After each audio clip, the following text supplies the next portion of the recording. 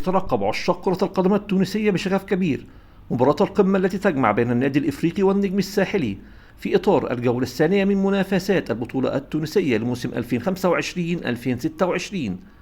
تعد هذه المباراة واحدة من أبرز كلاسيكيات الكرة التونسية، حيث تجمع بين فريقين عريقين يمتلكان قاعدة جماهيرية واسعة وتاريخا حافلا بالبطولات والإنجازات.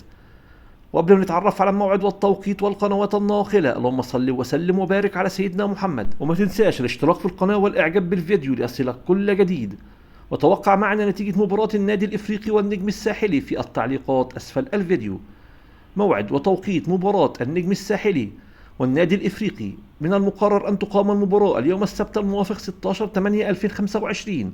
ستنطلق صافرة البداية في تمام الساعة 4:30 مساء بتوقيت تونس والجزائر والمغرب، بينما ستقام في تمام الساعة 6:30 مساء بتوقيت السعودية ومصر والعراق وقطر.